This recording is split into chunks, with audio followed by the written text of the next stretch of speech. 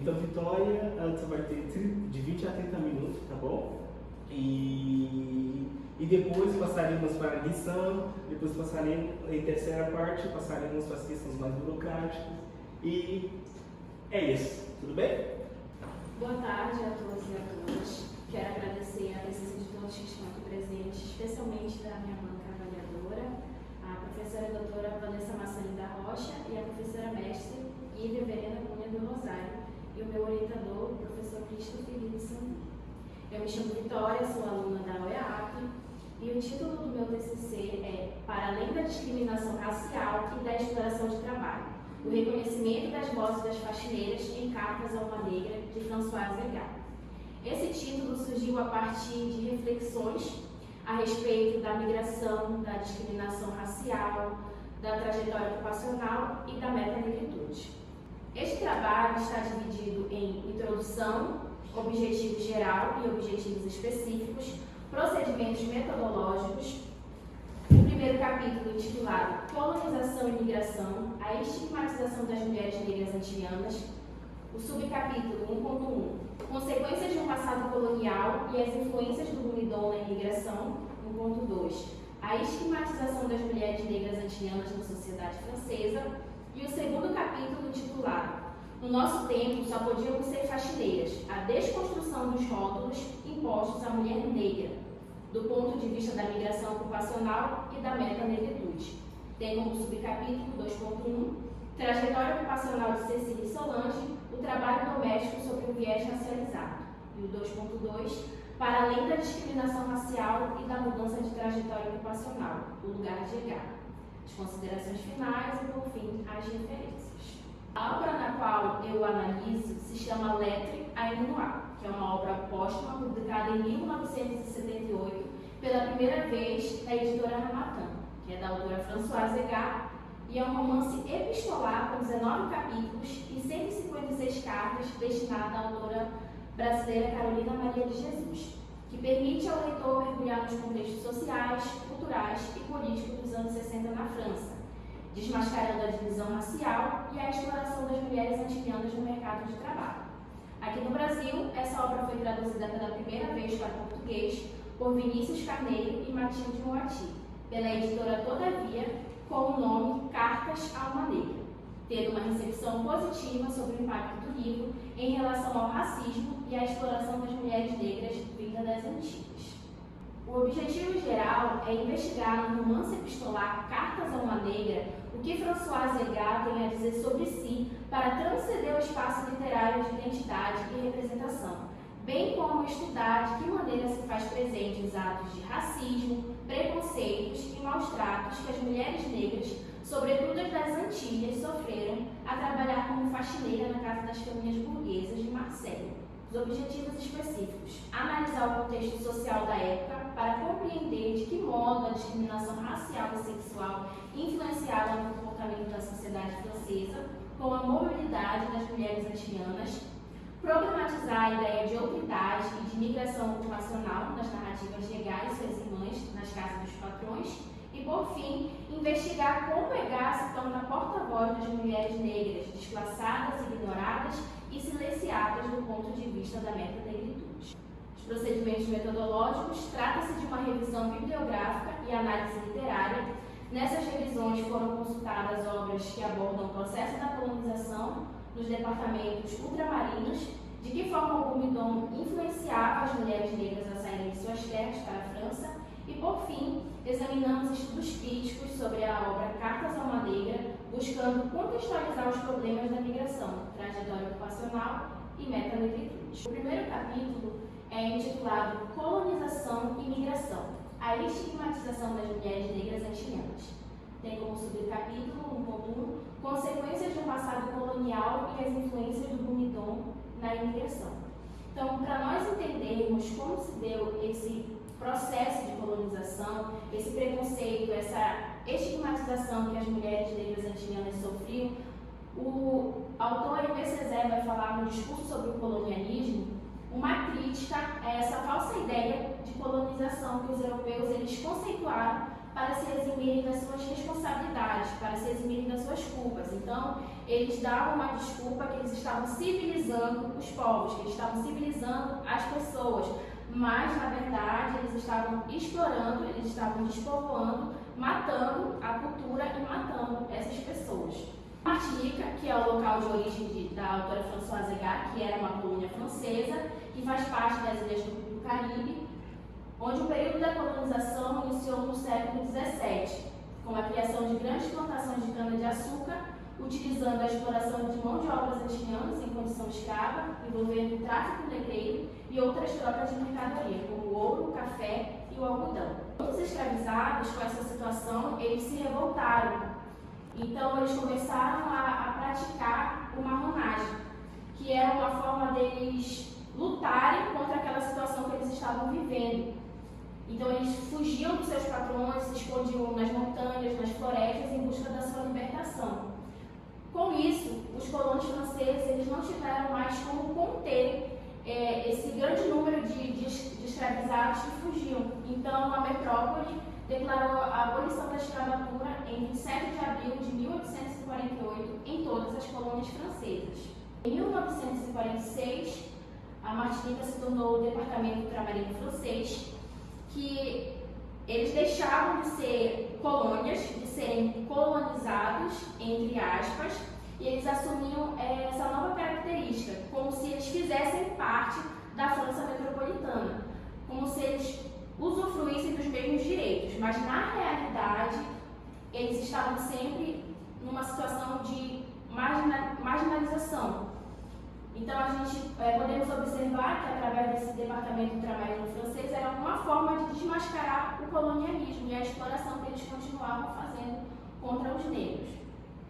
A Martinica então passou por um grande conflito, uma grande crise demográfica, onde havia um alto índice de natalidade, muitas crianças, as famílias tinham de 9, de 10 filhos, e muitas pessoas estavam passando fome, não tinham emprego, então era uma dificuldade muito grande. E aí foi criado o Bumidom. O Bumidom ele era responsável e ele fazia esse incentivo entre os departamentos ultramarinos, então ele pegava os jovens de 17 a 30 anos, pegava esses jovens e eles faziam essa ponte entre eles e os patrões da França metropolitana.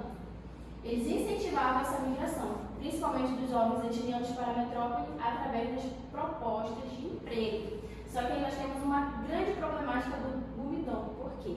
Porque eles vinham com essa fachada de que vocês vão sair aqui das colônias, vocês vão para a França metropolitana, vocês vão trabalhar nos escritórios, vocês vão trabalhar nos hospitais, vocês vão exercer a profissão que vocês tanto almejam, vocês vão conseguir comprar a casa de vocês e até mesmo ajudar a família de vocês. Eles iam com esses brilhos nos olhos, dessas falsas promessas, mas ao chegar na França metropolitana, eles davam uma dura realidade, que era muito diferente daquilo que era proposto para eles. Para elas, no caso, como a gente está falando das mulheres negras. Sendo assim, como destaca Joseph, o problema da migração também é um problema colonial, um problema de desenraizamento da terra de origem para instalar-se numa terra prometida, que não é necessariamente prometida para o migrante. Então, quando essas mulheres saíram das suas terras, elas assumiam essa função, essa função de migrante. Então, elas saíam do seu lugar de conchego, onde elas tinham a liberdade de exercer a sua cultura, de estar perto da sua família, para um lugar onde elas eram vistas como subalternas, onde elas eram vistas e tratadas como pessoas inferiores. Tanto que ele diz que essa terra não é prometida para o migrante, ou seja, quando elas fazem esse movimento, elas não recebem o mesmo tratamento na qual eles prometeram para elas, né? Que elas seriam tratadas bem, que elas poderiam enriquecer, que elas poderiam ter melhores condições de vida. Porque elas não saíram da sua terra apenas por sair para passear, elas saíram porque lá onde elas estavam a condição era precária, então elas procuraram uma forma de mudar de vida, de ajudar os seus familiares. Porque quando a pessoa ela migra, ela deixa os seus familiares, como é o caso de alguns personagens que a gente vai ver a seguir, que muitas pessoas migravam e quem ficava na terra ajudava, ou ao contrário, a pessoa que migra é que ajuda quem fica. Então tem essa relação de mobilidade. No subcapítulo 1.2, a estigmatização das mulheres negras antilhanas na sociedade francesa. Sabe-se que a sociedade francesa valorizava a identidade do homem europeu branco. Então existia essa classificação. O homem europeu branco ele estava no topo, no segundo vinha a mulher branca, no terceiro vinha o homem negro e por último é que vinha a mulher negra. Então essa idealização francesa possibilitou distinções entre as pessoas a fim de categorizá-las e classificá-las. Então quando a gente põe um ser humano no topo, a gente acaba aqui inferiorizando as outras pessoas. No caso das mulheres que migraram ao hexagônio, essas eram limitadas, ignoradas e ridicularizadas, sem oportunidade de exercer outras funções que eram ocupadas normalmente pelos homens brancos. Então, como eu mencionei, quando elas chegavam lá na França metropolitana, elas lidavam com essas barreiras, com essas dificuldades, que elas iam atrás do emprego, mas o único emprego que os europeus destinavam para elas eram empregos mal remunerados, como no caso de faxineira. É importante salientar que nesse ato de migrar, a mulher migrante era invisibilizada, posto que até metade do século XX apenas os homens representavam a migração. Então, além dessas barreiras que essas mulheres enfrentavam em sempre serem as últimas a serem ouvidas, a serem vistas, no contexto da migração era da mesma forma. Somente o homem era valorizado, somente o homem era visto como um ser migrante e a mulher não. E observando a trajetória da autora Françoise Gard, nós sabemos que ela veio da Martinica, então ela foi para a França metropolitana, ela foi acompanhar o seu esposo, mas ao chegar lá, ela não se conformou em ficar apenas dentro da sua casa, como seu marido havia sugerido para ela. Ela foi atrás de emprego, dentro da sua formação, ela foi atrás da sua independência. Então nós observamos que as mulheres exercem um papel muito importante na sociedade, um papel de autonomia, de poder decidir o seu próprio futuro. Salienta Ana Isabel, o sujeito negro está em posição de subalternidade, desempenhando na maioria das vezes papéis sociais animalizados ou de crianças mal adaptadas à vida em sociedade. Então, quando ela fala sobre essa subalternidade, ela está dizendo que as pessoas enxergam a pessoa negra sempre como uma minoria, como um povo que não tem voz, como um povo que não tem visibilidade, como um povo que não tem importância, não tem valor. Então, a pessoa negra está sempre nessa posição de subalternidade. Eles são comparados como crianças mal adaptadas à vida em sociedade e até mesmo são comparados a animais, ou seja, eles têm comportamentos irracionais, segundo essa autora fala a respeito de como as pessoas enxergam a pessoa negra. Pode-se dizer ainda que Gard e outras antilianas tivessem formação em outras profissões ou almejassem um trabalho diferente do que lhe eram impostos, elas não tinham voz na sociedade, não eram valorizadas por suas capacitações.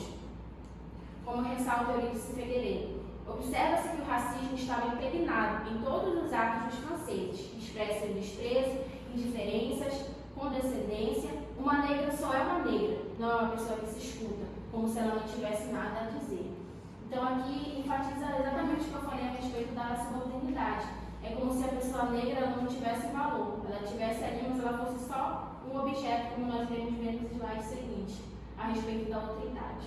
O capítulo 2, intitulado No Nosso Tempo Só Podíamos Ser Faxineiros, a desconstrução dos rótulos impostos à mulher negra do ponto de vista da migração ocupacional e da metanegritude. O subcapítulo 2.1, Trajetória Ocupacional de Cecília e Solange, o trabalho doméstico sobre um viés racializado. Leila Gonzalez ela vai definir a discriminação ocupacional como a não aceitação de pessoas de cor no mesmo espaço profissional exercido normalmente pelos brancos. Esse grupo social dominante classifica os negros como infantis e preguiçosos. Então, essa discriminação ocupacional diz respeito a essa não aceitação da pessoa branca em trabalhar no mesmo ambiente que uma pessoa negra, ou de exercer a mesma profissão. Se ela é branca e é uma médica ou um médico, ela não aceita que um negro ou uma negra possa exercer também a mesma profissão de médico ou de médico. Como aponta Juliana Cristina Teixeira, após a abolição da escravidão, muitas mulheres negras escravizadas continuavam na casa dos seus patrões, se submetendo aos mesmos serviços em troca de moradia e comida. Então, nesse sentido, nós temos um grande problema. Por quê? Mesmo após a libertação, a abolição da escravidão, essas mulheres continuavam sentindo dificuldades em exercerem uma profissão. Por quê? Porque quando elas saíram de lá, o colonialismo já estava muito presente na sociedade. Então elas não conseguiam empregos. E para elas se manterem, elas eram obrigadas a se sujeitar a continuar na casa dos seus patrões, dos seus antigos patrões, em troca de comida e moradia. Aquelas mulheres negras que abrem a cidade, senão a sociedade burguesa na qual estamos vivendo não funcionaria. É o que o Vergés vai falar a respeito da importância da valorização dessa profissão. Por quê? Porque é através dessa profissão, das faxineiras, das mulheres, é que nós podemos ter acesso aos órgãos públicos, às escolas, os postos de saúde, os comércios, porque são elas que trabalham, são elas que fazem esse movimento para a sociedade funcionar. Nesse subcapítulo, nós iremos adentrar na trajetória de Cecília, a primeira personagem. Ela morava na Martinica com seus pais e ela foi para Marsella. Ela estava aguardando o seu noivo chegar e, ao chegar em Marsella, ela sentiu grandes dificuldades em exercer a sua profissão. Ela era formada em contabilidade em Fort-de-France e, quando ela começou a procurar empregos, as pessoas falavam assim: entraremos em contato. Só que ela não sabia qual era o peso dessa frase, entraremos em contato, que significa que eles nunca iriam chamar uma mulher negra para ocupar um serviço que, diante da sociedade, seja mais valorizado.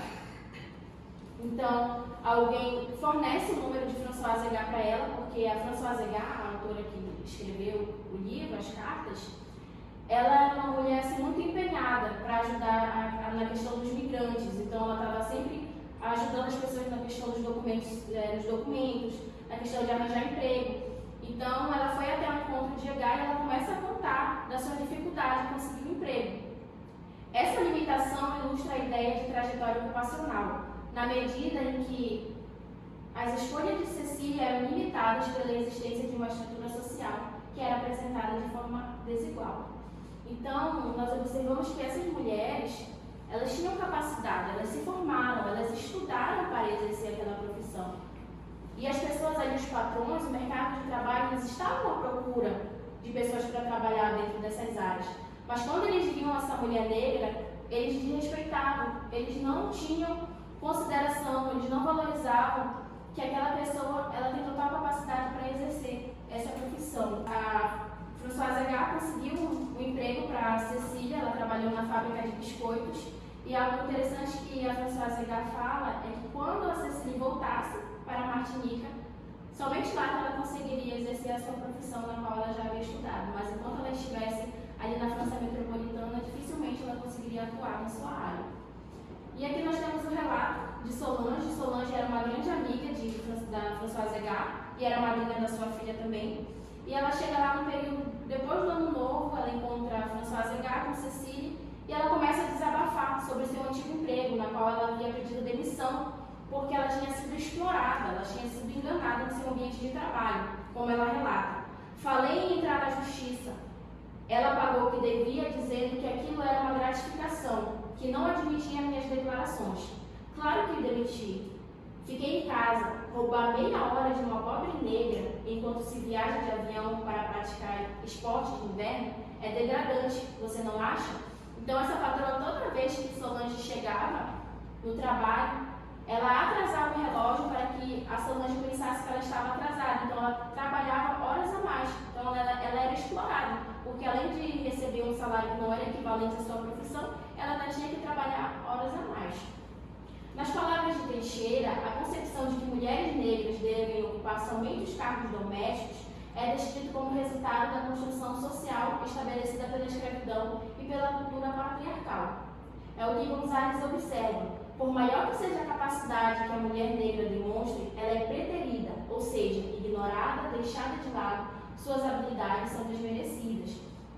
A Solange, ela trabalhava na sua terra natal como cabeleireira. Quando ela chegou lá na França metropolitana, apesar das suas boas referências, de ser muito competente, ela não era vista da mesma forma. Então ela era vista sempre com esse olhar de como se ela estivesse sendo sempre ignorada, ela é preterida, ou seja, ela não tem voz na sociedade. Com essa categorização e classificação, Agar rejeita quaisquer estereótipos e rótulos destinados às mulheres negras imigrantes. Ela procura ir além.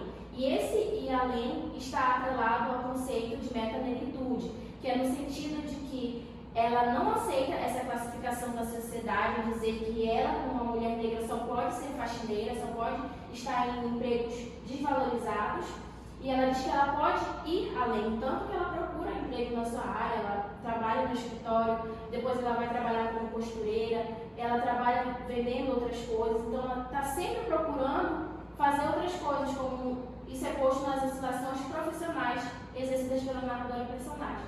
Como ela é formada como datilógrafa, depois ela passou a ser faxineira, trabalhou como costureira e vendedora de especiarias, e rompendo com esse destino reservado às mulheres negras na migração, ela tornou-se escritora às vagas, mesmo que ela não fosse reconhecida durante o processo da escrita. Então a gente observa as múltiplas identidades, as múltiplas funções que ela estava exercendo na França metropolitana. Então essa é a ideia de ir além, é de não aceitar essa limitação da sociedade, mas é a pessoa decidir o próprio destino, o próprio futuro. Subcapítulo 2.2, para além da discriminação racial e da mudança de trajetória ocupacional, o lugar de Egar. Aqui nós vemos também um outro exemplo, onde Egar ela havia se demitido do seu trabalho como faxineira e ela foi trabalhar num hotel como costureira. E lá a patroa simplesmente entregou uma vassoura para ela e esperava que Egar fosse limpar a casa. Mas Egar não aceitou aquela situação. Ela disse que ela tinha sido contratada para ser costureira e não para ser faxineira. E nós percebemos que essas mulheres, como Egar relata, são classificadas pelo governo por toda a França como sendo, antes de tudo, faxineiras. Pois então, é inconcebível que uma datilógrafa não seja uma datilógrafa, que uma costureira não seja de imediato uma costureira. Então nós vemos aqui como que essas mulheres elas eram invisibilizadas. As suas profissões não eram levadas em conta. Mesmo que ela estudasse, mesmo que ela fosse capacitada para exercer aquela profissão, se ela fosse negra, ela é faxineira. Se ela fosse negra, então tem que limpar a casa. E nisso nós vemos a questão da outra idade que eu havia falado, que a autora Grada Quilomba fala, que o sujeito negro torna-se então tela de projeção daquilo que o sujeito branco tem que reconhecer sobre si mesmo. Então, essa pessoa branca, ela vê a pessoa negra sempre como um objeto. Então, quando ela vê essa pessoa como um objeto, ela transfere o valor daquela pessoa, ou a inutilidade, como eles transferiram para essas pessoas. Então, tudo de ruim que havia dentro deles, eles transferiam para a pessoa negra. Em vez de reconhecer as suas próprias crueldades, eles depositavam isso na pessoa negra. No final das suas cartas, ela diz assim: sinto que o meu livro encontrará destinatário. Assim me esqueço de que queria ser ajudante e acabei virando carpinteira. Que queria ser babá para cuidar de um anjinho loiro e acabei virando cozinheira. O que eu estou dizendo? Queria ser, não tive tempo para ser nada. Fizeram o que eu fosse. Fico pensando nisso sem ressentimento. Além dessas barreiras sociais impostas pelos patrões marselheses, Egar também era invalidada pelos seus compatriotas, que a mandavam cuidar de suas filhas ao invés de estar escrevendo.